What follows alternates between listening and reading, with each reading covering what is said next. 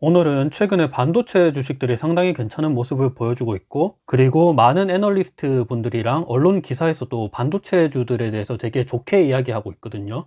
오늘은 이 반도체 주식에 대해서 한번 다뤄보도록 하겠습니다. 먼저 반도체 주식들이 보통 경기 하락에 방어적인 성격을 지닌다라는 것을 알고 계신가요? 보통 경기 방어주 하면 식료품이랑 유틸리티 같은 기업들 아닌가요? 그쵸. CGL제일제당이랑 농심, 한국전력, 한국가스공사, SK텔레콤 이런 기업들이 보통 경기 방어주에 들어가는데, 실제 지난 과거를 보면 반도체 주식들도 보통 경기 방어적인 성격을 지니고 있습니다. 여기 보이시는 그래프 중에서 파란색은 코스피 대비 삼성전자랑 SK하이닉스, 그러니까 반도체 시가총액 비중을 나타내는 거고, 하늘색은 OECD의 경기 선행지수를 나타내는 겁니다. 간단하게 하늘색은 경기 사이클을 의미한다고 보시면 될 것 같아요. 하늘색이 올라가면 경기가 좋아지고, 하늘색이 떨어지면 경기가 안 좋아지고 있는 상황이라고 보시면 될 것 같습니다. 여기 지금 음영 표시로 해놓은 게 경기 하락 사이클을 의미하는 거거든요. 고점 대비해서 떨어지고 있고, 이게 회복되는 과정을 지금 보여주고 있는 거예요. 이때 2000년도에는 IT 버블이 있었고요. 2008년도에는 글로벌 금융위기가 있었죠. 2011년도, 12년도 이때에는 미국 신용등급이 강등했었죠. 그리고 15년도, 16년도 이때는 많은 일이 있었는데, 뭐 브렉시트 투표도 있었고, 미국 금리 인상도 있었고, 유가 치킨 게임도 있었습니다. 그리고 2020년도 이때는 코로나 팬데믹이 있었죠. 그래서 되게 신기한 게 뭐냐면, 이렇게 경기가 하락할 때 반도체 시가총액 비중은 올라가는 모습을 볼 수 있습니다. 오히려 반대로 경기가 좋을 때는 반도체 시가총액 비중은 떨어지는 현상을 보이고 있어요. 아니, 보통 반도체주들은 경기가 좋을 때 좋지가 않고 오히려 경기가 떨어질 때 좋아진다고? 물론 이게 다 100% 맞는 거는 아니지만, 실제 과거 흐름에서는 이런 모습이 보였다라는 겁니다. 왜 이런 현상이 일어날까를 보시면, 일단 이 그래프는 우리나라 경기 동행지수 순환 변동치랑 원달러 환율을 나타내는 거거든요. 앞서 보셨던 선행지수 순환 변동치랑 마찬가지로 이 경기 동행지수 순환 변동치도 경기 사이클을 나타낸다라고 보시면 될 것 같아요. 이 주황색이 떨어지면 경기가 안 좋고 올라가면 경기가 좋다라고 보시면 되는데, 보통 경기가 안 좋을 때는 원달러 환율이 상승하는 모습을 보이죠. 98년 IMF 때도 원달러 환율이 올랐고, 08년 글로벌 금융위기 때도 올랐고, 코로나 때도 올랐죠. IMF 때는 여기 1,700원까지 올라간 것으로 보이지만, 단기적으로는 1,800원까지 올라갔었어요.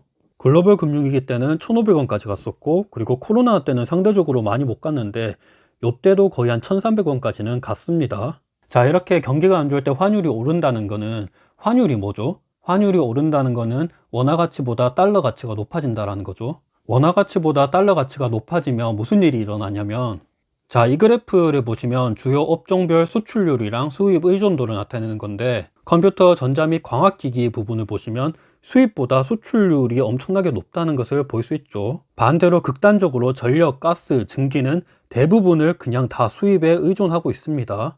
여기서 반도체는 컴퓨터, 전자 및 광학기기에 들어가고, 그래서 반도체는 수입 의존도보다 수출률이 훨씬 많다라는 것을 볼 수 있죠. 반대로 전력, 가스, 증기 같은 경우는 우리가 원유나 석탄, 천연가스 이런 것들은 대부분 해외에서 수입해서 쓰기 때문에 수입 의존도가 높은 거거든요. 근데 보통 환율이라는 거는 환율이 오를 때는 수출하기가 좋고, 환율이 떨어질 때는 수입에 좋습니다.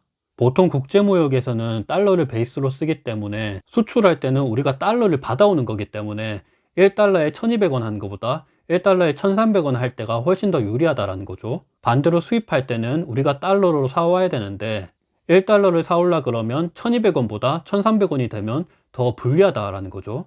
그래서 보통은 반도체 같은 경우는, 우리나라 같은 경우 반도체 수출을 가장 많이 의존하다 보니까 환율이 오를 때는 수출이 좋다라고 이야기합니다. 뭐 수급 관련돼서 여러 가지 이슈가 있기는 하지만, 단순하게 이 환율과 수출 관련돼서는 환율이 오르면 반도체 수출이 좋다라는 거죠.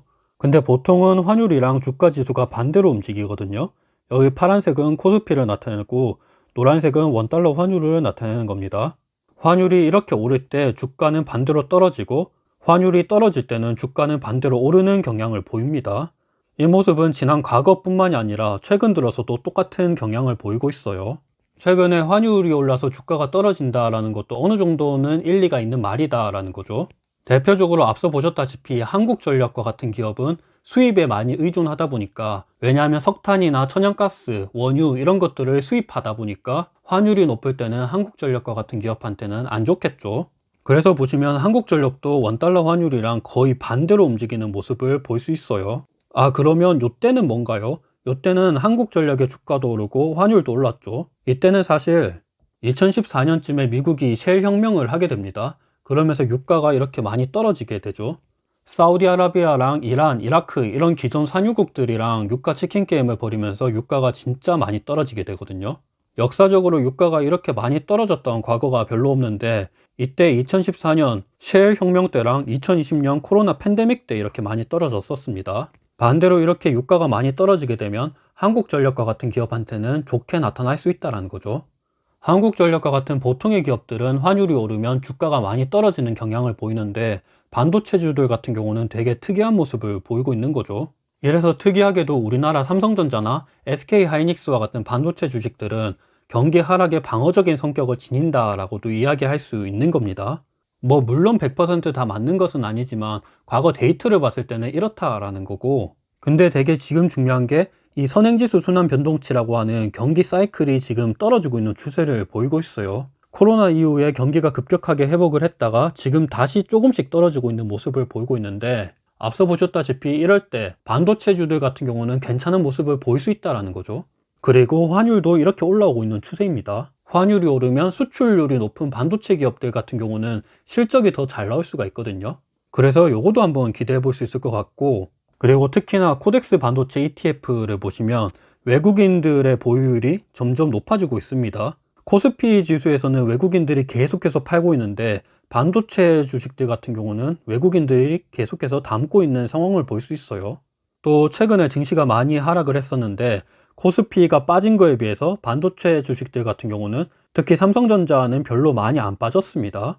요거는 SK하이닉스도 마찬가지죠. SK하이닉스도 코스피가 빠진 거에 비해서 많이 오르기도 하면서 떨어지는 거는 그렇게 많이 떨어지진 않았죠. 반등의 폭도 더 큽니다.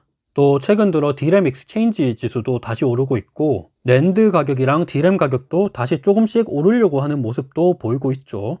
최근 들어 반도체 주식의 흐름이 나쁘지 않은데 왜 이렇게 괜찮은 모습을 보이고 있을까? 금리가 오르고 환율이 오르는데, 그리고 특히나 경기 상황이 앞으로 어떻게 될지 조금 우려되는 요소도 있긴 한데, 왜 이렇게 반도체 주식을 외국인들이 담고 상대적으로 고점에서 잘 버티고 있는가, 요거에 대해서 한번 다뤄봤거든요.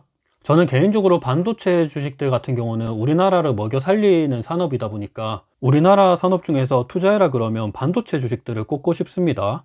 오늘은 반도체의 경기 방어주 성격에 대해서 다뤄봤고, 저는 참고로 네이버 블로그도 하고 있는데 경영대 뉴턴을 검색하시면 이외에도 다양한 자료들을 올리고 있습니다. 다들 성투하시길 바랍니다.